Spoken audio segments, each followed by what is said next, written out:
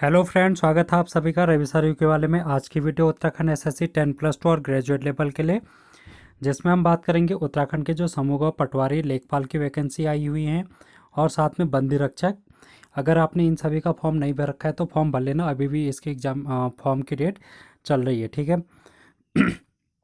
इसके अलावा ये ग्राम विकास अधिकारी, समीक्षा अधिकारी, कनिष्ठ सहायक, इन सभी के लिए एग्जाम के इम्पोर्टेंट रहेगा ये वाली टॉपिक, जो कि हमारा उत्तराखंड के पर्यटन।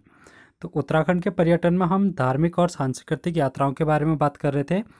जिससे पहले हमने 2 क्लास ले ली हैं इसकी पर्यटन में, तो अगर आपने नहीं देखे तो उनको देख लेना, जिसमें हमने उत्तराखंड के 4 धाम यात्रा और यमुनोत्री और गंगोत्री के बारे में बात कर रखी थी।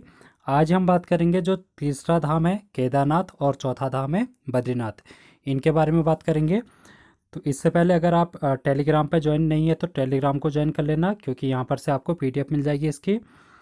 इसके अलावा यहाँ पर आपने और भी क्लासेस देखनी है जो कि आपके आने वाले एग्जाम के लिए इंपॉर्टेंट रहेगी। जैसे आप देख सकते हैं यहाँ पर कंप्यूटर की क्लास, रीजनिंग की क्लास है यहाँ पर, और वर्ल्ड हिस्ट्री, स्टैटिक जीके के क्वेश्चन और इंडिया की हिस्ट्री, उत्तराखंड के प्रीवियस ईयर क्वेश्चन, उत्तराखंड का भूगोल, ये सभी क्लासेस आप यहाँ से देख सकते हैं और जो कि आपके आने वाले एग्जाम के लिए महत्वपूर्ण रहेगी।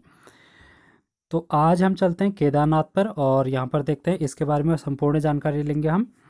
तो रुद्रप्रयाग जिले में स्थित है ये केदारनाथ का मंदिर, और ये इसकी जो ऊंचाई है, हाइट 3584 मीटर, जो कि सर्वाधिक है चारों धामों में से। तो अगर आपसे पूछा जाए कि 4 धामों में से सबसे ऊंचाई पर स्थित धाम कौन सा है, तो आप बोलेंगे केदारनाथ। अगर आप यहाँ जाना चाहते हैं तो ये नेशनल हाईवे 107 यानी कि 107 के माध्यम से आप यहाँ पर जाएंगे, तो एनएच पूछ लिया जाएगा आपसे, तो 107 आप इसका राइट आंसर बताएंगे। अगर ये नदी की बात करें तो किस नदी के किनारे स्थित है, तो ये मंदाकिनी नदी के किनारे स्थित है, ठीक है। ये जो केदारनाथ है ये शिव मंदिर, शिव के लिए प्रसिद्ध है। शिव भगवान की यहाँ पर पूजा की जाती है, और जो 12 ज्योतिर्लिंग है शिव के, उनमें से ये एक प्रसिद्ध मंदिर है, ठीक है। और इसकी स्थापना आदि गुरु शंकराचार्य के द्वारा की गई थी। अगर हम इसके कपाट खुलने और बंद करने की बात करें तो ये अप्रैल मई में इसके कपाट खुल जाते हैं, जो कि ग्रीष्मकालीन आवास कपाट खुलते हैं इसमें। इस बार 2021 को ये 17 मई के दिन खुले थे, ठीक है। और इसके जो कपाट बंद होते हैं वो दीपावली में होते हैं, शीतकाल में। अब जिस समय इसका शीतकालीन प्रवास होता है तो ये ऊखी मठ में इनकी पूजा की जाती है। तो ऊखी मठ में जो कि ओमकारेश्वर मंदिर है, वहाँ पर इनकी शीतकालीन पूजा की जाती है। और जो यहाँ पर के पुजारी होते हैं उनको वो होते हैं दक्षिण भारत यानी कि साउथ इंडिया के रावल ब्राह्मण। अगर हम केदारनाथ मंदिर की शैली की बात करें, यानी कि इसका निर्माण किस शैली में किया गया है, तो आपका उत्तर होगा कत्यूरी शैली में इसका निर्माण किया गया है। और ये जो मंदिर है केदारनाथ का मंदिर, ये 3 शिखरों के मध्य स्थित है, जिनमें से खर्चाखंड, भरतखंड और केदारनाथ शिखर के मध्य ये स्थित है। अब अगर आप इसकी बात करें तो इसके मंदिर के बाहर एक मंदिर है जो कि भैरव देवता का मंदिर है, भैरवनाथ का मंदिर है, जो कि इसके रक्षक देवता माने जाते हैं। इस मंदिर के रक्षक देवता माने जाते हैं भैरवनाथ, उन्हीं का मंदिर इसके बाहर से निर्मित है। अगर हम इसकी यात्रा मार्ग की बात करें तो अगर आप रुद्रप्रयाग में पहुंच गए हैं तो रुद्रप्रयाग के बाद आप अगस्त्य मुनि जाएंगे, अगस्त्य मुनि के बाद गुप्तकाशी, उसके बाद फाटा जाएंगे और रामपुर, सीतापुर, सोनप्रयाग, गौरीकुंड, रामबाड़ा, और इस तरीके से आप पहुंच जाएंगे केदारनाथ।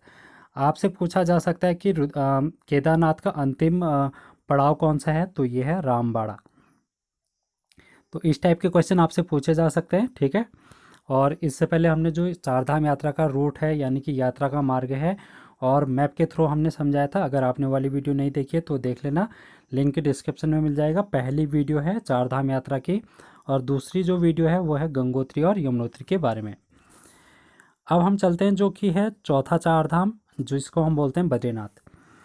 ये बद्रीनाथ जो है चमोली जिले में स्थित है और इसकी ऊंचाई 3133 मीटर है, और ये अलकनंदा नदी के किनारे स्थित है। और यहाँ पर जो आप पहुँचेंगे राष्ट्रीय राजमार्ग NH07, तो NH7 के माध्यम से आप यहाँ पर पहुँच सकते हैं। इसकी स्थापना की अगर बात करें तो राजा अजयपाल के शासनकाल में इसकी स्थापना की गई थी। और इसकी जो शैली है यानी कि इसका मंदिर की जो निर्माण की शैली है वो मुगल शैली है और शंकुधारी यानी कि शंकुधारी रूप में इसका निर्माण किया गया है, जिसको हम मुगल शैली के नाम से भी जानते हैं। अगर इसके कपाट खुलने की बात करें तो ग्रीष्मकालीन में अप्रैल और मई के महीने में इसके कपाट खुलते हैं। 18 मई को इस बार कपाट खुले थे बद्रीनाथ धाम के। शीत अगर ये बात करें यहाँ पर शीत ऋतु में इसके कपाट बंद कर दिए जाते हैं नवंबर माह में। तो नवंबर माह का तीसरा सप्ताह में इसके कपाट बंद कर दिए जाते हैं। और इस मंदिर का जीर्णोद्धार किसने किया था, अगर आपसे ये पूछा जाए तो दौलत राव सिंधिया के द्वारा इनका जीर्णोद्धार किया गया था। यह मंदिर जो है वो विष्णु देवता को समर्पित है। ये भी आपसे पूछा जा सकता है कि जो बद्रीनाथ मंदिर है वो किस भगवान को समर्पित है, तो ये विष्णु भगवान को समर्पित है। जो महाभारत और पुराणों में अगर इसकी चर्चा की बात की गई है तो वहाँ पर इसके अनेक नाम देखने को मिले हैं, जिनमें से मुक्तिप्रदा, योग सिद्धा, बद्रीवन, बद्रिकाश्रम और विशाला नाम से इसको जाना जाता है। एक अन्य नाम भी है जिसको हम नर नारायण आश्रम के नाम से भी इसको जानते हैं। तो यहाँ पर क्या है, ये जो धाम है ये नर पर्वत और नारायण पर्वत, ये दो पर्वतों के मध्य स्थित है। इसी वजह से इसको नर नारायण आश्रम के नाम से भी जाना जाता है। अब यहाँ पर के जो मंदिर के पुजारी होते हैं वो दक्षिण भारत के रावल ब्राह्मण होते हैं, और यही ब्राह्मण केदारनाथ के भी पुजारी होते हैं। तो अगर आपसे पूछा जाए केदारनाथ और बद्रीनाथ के बारे में, तो यहाँ के पुजारी दक्षिण भारत के रावल ब्राह्मण होते हैं। ये जो बद्रीनाथ मंदिर है ये 3 भागों में बटा है, जिसको हम सिंहद्वार, मंडप और गर्भगृह के नाम से जानते हैं। ठीक है, तो यहाँ पर कुछ अन्य स्थल भी हैं जो कि दर्शनीय स्थल हैं। अगर आप बद्रीनाथ जाते हैं तो वहाँ पर कुछ अन्य स्थल भी हैं, जिनमें से पंचधारा है, पंचशिला हो गया, पंचकुंड हो गया। ये सारे क्वेश्चन आपसे पूछ लिए जाते हैं। तो अगर पंचशिला की बात करें तो पंचशिला में 5 शिलाएँ कौन कौन सी हैं? गरुड़ शिला, नारशिला, नरसिंह शिला, मार्कंडे और वाराह शिला। अगर पंचधारा की बात करें तो कुर्म धारा, प्रहलाद धारा, इंदु धारा, उर्वशी धारा और भृगु धारा। पंचकुंड यानी कि 5 कुंड कौन कौन से हैं? तप्त कुंड, नारद कुंड, सत्यपथ कुंड, त्रिकोण कुंड और मानुषिक कुंड। जो ये तप्त कुंड है ये एक गर्म जल कुंड है। ये भी आपको पूछा जा सकता है कि तप्त कुंड कैसा जल कुंड है, तो ये गर्म जल कुंड है। यहाँ पर कुछ गुफाएं भी हैं, जिनमें से स्कंद गुफा, गरुड़ शिला गुफा और राम गुफा। 3 गुफाएं जो हैं वो बद्रीनाथ मंदिर के पास में स्थित है।